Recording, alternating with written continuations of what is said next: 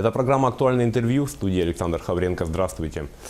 Федеральный закон о противодействии домашнему насилию, который до сих пор не принят, обсуждают в Госдуме. У законодателей нет единого мнения по поводу мер, которые могут применяться в случаях насилия в семье. Одной из главных причин, способствующих домашнему насилию, является злоупотребление алкоголя. Какие действенные меры могут помочь сокращению этой пагубной привычки и других проявлений девиантного поведения, и как следствие насилия в семье, мы сегодня обсудим с Ксенией Ким, кандидатом психологических наук, доцентом Института психологии СФУ имени Максима Кировича Амосова. Ксения Васильевна, здравствуйте. Здравствуйте, Александр. На днях теме насилия в семье и профилактики девиантного поведения была посвящена конференция в вашем вузе. О чем конкретно шла речь? Эта конференция называлась «Девиации в обществе. Риски современного мира». Да, мы считаем, что в принципе вопрос девиантного поведения является достаточно актуальным на сегодняшний момент, это злободневная тема. И, конечно, скажем, сфера девиантного поведения огромная. Там и злоупотребление алкоголем, аддиктивное поведение, и зависимость от игр, и аутоагрессивное. Но, конечно, агрессивное само по себе поведение самая важная сфера. И этому был посвящен круглый стол, который состоялся на второй день конференции, который проводился совместно с юристами. И мы затрагивали именно психолого-правовой аспект. То есть, что такое домашнее насилие с точки зрения юридической, и как с ним работать в рамках психологической помощи. И каким выводом вы пришли, на какие исследования ссылаетесь? Ну, мы заслушали выступления Следственного комитета, отдела полиции, УФСИН. И также у нас выступали психологи, которые относятся к мобильной кризисной службе, которые относятся к Центру психолого-педагогического сопровождения. И также у нас был общественный центр ТРЧИ, который оказывает поддержку женщинам, оказавшимся в ситуации домашнего насилия. Была приведена статистика, в том числе и по физическому, и по сексуальному насилию. Да, было выяснено, что, например, на сегодняшний день чаще всего действительно насилие оказывается в рамках семьи, то есть не выносится за пределы к внешним сферам. Это могут выступать родители, это могут выступать сиблинги, братья, сестры, это могут выступать близкие родственники. И, соответственно, мы различные способы реагирования, например, мобильная кризисная служба выезжает сразу в ситуации, когда возникает такое насилие. Тогда как ТРЧИ предлагают возможность передохнуть женщинам, оказавшимся в ситуации домашнего насилия, поработать с педагогом, с психологом, с юристом. Но, как правильно заметил основатель центра ТРЧИ, она сказала о том, что они потом возвращаются. То есть буквально 3-2% уходят полностью от тирании в семье и начинают строить новую жизнь. В основном они обратно возвращаются в ситуацию домашнего насилия. А каковы причины возникновения насилия в семье? Ну, они, конечно, могут быть разнообразны, но одной из основных причин – это все-таки алкоголизация. Это подчеркивали все эксперты, которые присутствовали на круглом столе на нашем. То есть вопрос алкоголя как фактора возникновения агрессивного поведения был максимально ярко выражен.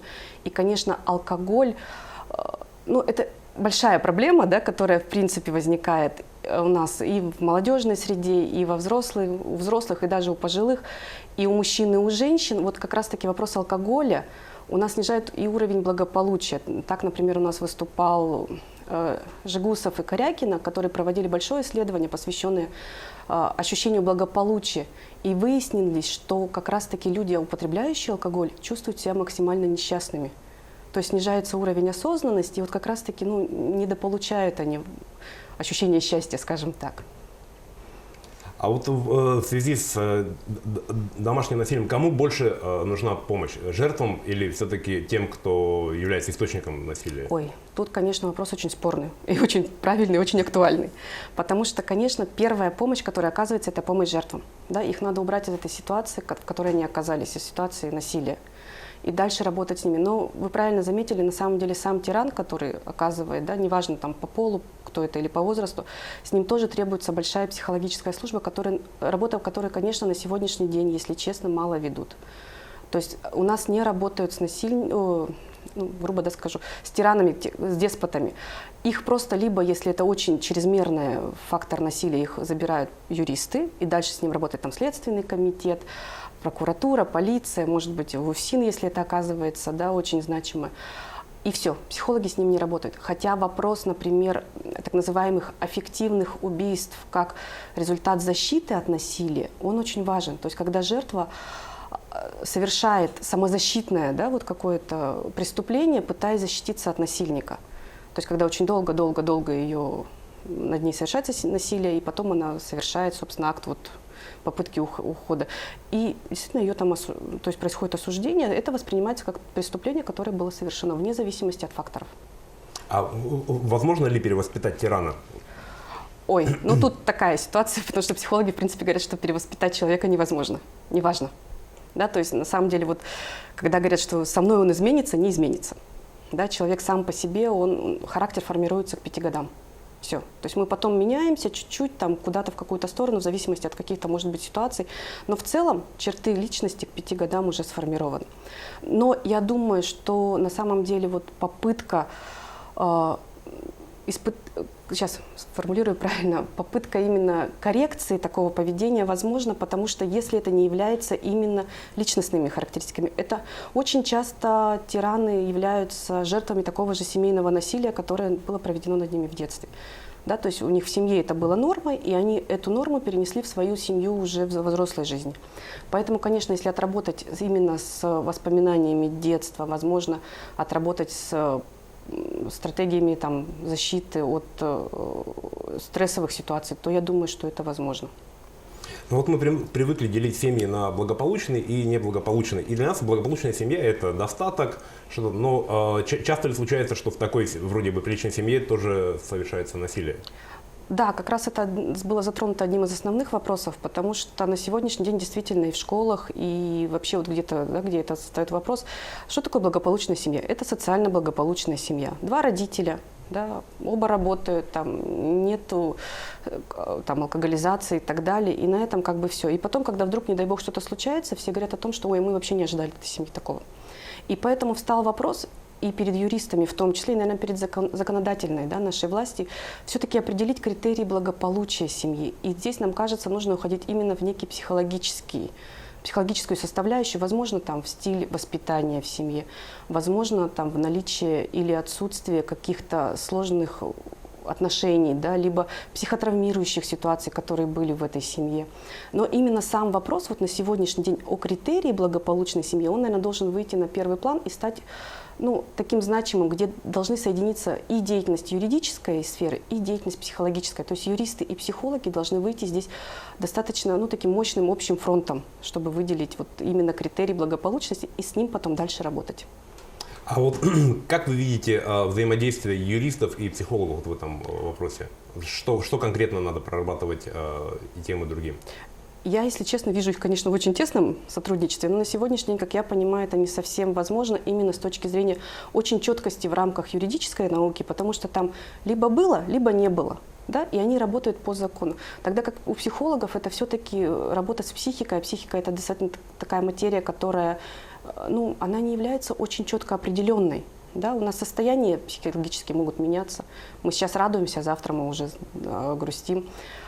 Но сама по себе работа, конечно, имеет место быть. У нас на конференции, немножко вернусь туда, был представитель Санкт-Петербургского госуниверситета, который как раз-таки выступал с психолого-правовой оценкой, то есть пытался соединить, да, работу по несовершеннолетним. И несмотря на то, что действительно она проговаривала очень много критериев, это Вартанян Гаине, она сказала о том, что на сегодняшний день, к сожалению, все равно. То есть ты совершил преступление в 17 лет, ты несовершеннолетний, ты совершил преступление в 18 лет, ты совершеннолетний. И поэтому вот здесь, наверное, мы не можем именно с юристами выйти вот прямо сразу и моментально.